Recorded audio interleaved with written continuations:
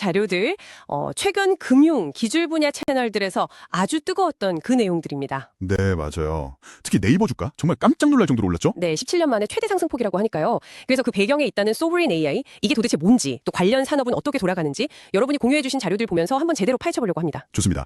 단순 요약보다는 그 속뜻을 알아보는 시간이 되겠네요. 그렇죠.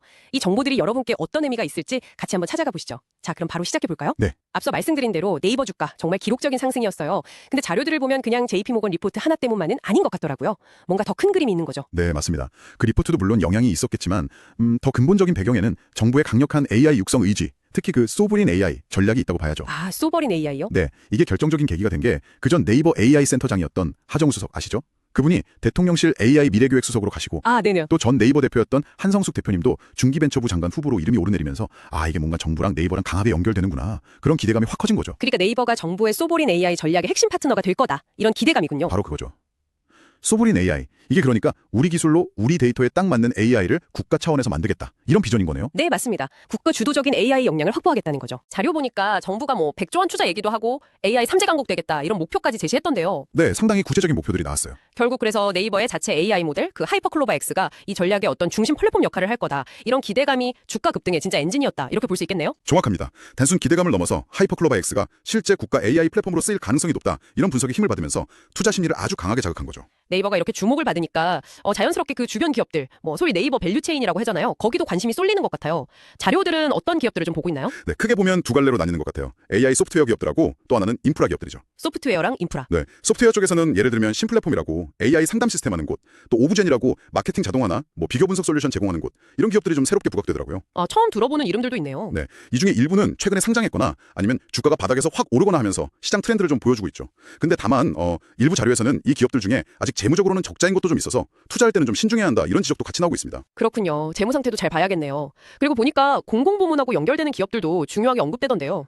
네, 맞아요. 한글과 컴퓨터라든지 아니면 네이버가 투자한 사인앱소프트 같은 것들. 특히 사인앱소프트는 한컴 문서보안 뷰호 쪽에서 공공 점유율이 꽤 높거든요. 공공 쪽 연결고리도 무시 못하겠네요. 그렇죠. 그리고 또 근본적으로 보면요, 이 모든 AI를 돌리려면 결국 인프라가 탄탄해야 하잖아요. 그렇죠. 기반 시설이 중요하죠. 네, 그래서 데이터 센터 돌리려면 안정적인 전력이 필수니까 효성중공업의 초고화 변압기 같은 게 중요해지고요. 전력. 또 AI 반도체 성능 테스트할 때 꼭 필요한 부품, 그 테스트핀 만드는 리노공업, 그리고 공공 클라우드 사업 수주 경험 많은 NHN이나 LG CNS, 삼성 SDS 같은 기업들이 서버린 AI 구축에 실질적인 수혜주가 될 수 있다, 이렇게 분석되는 거죠. 와, 정말 AI 하나를 중심으로 소프트웨어부터 전력, 반도체 부품, 클라우드까지 생각보다 훨씬 넓은 생태계가 엮여있네요. 네, 맞습니다. 이게 다 연결되어 돌아가는 거죠. 자료들 보니까 단순히 개별 기업 얘기뿐만 아니라 스테이블 코인 발행 움직임 같은 금융기술 변화도 이 AI 정책이랑 같이 봐야 한다. 이런 분석도 있더라고요. 네, 그렇죠. 기술이랑 금융이 어떻게 또 융합될지 이것도 주목할 부분이고요.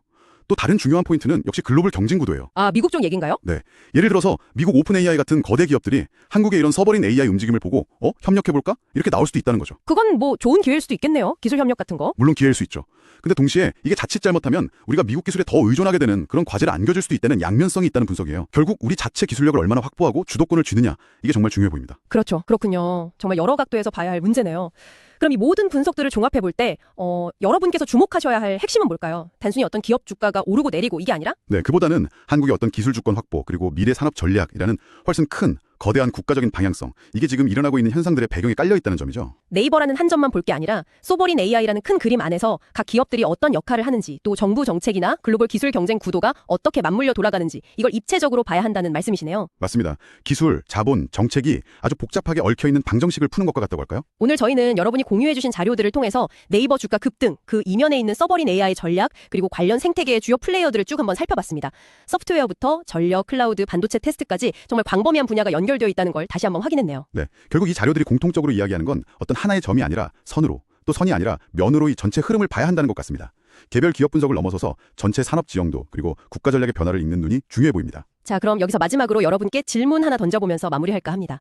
만약에요, 이 자료들의 분석처럼 한국이 성공적으로 자체적인 AI 인프라와 생태계를 구축한다면요, 기술 산업계를 넘어서 우리 사회의 일상이나 문화, 더 나아가서는 어쩌면 정치 지형에까지 과연 어떤 우리가 지금은 예상하지 못하는 그런 변화의 파동을 일으키게 될까요? 흥미로운 질문이네요. 네, 한번 생각해 보시면 좋을 것 같습니다. 다음번 탐색에서 더 흥미로운 주제로 다시 찾아뵙겠습니다.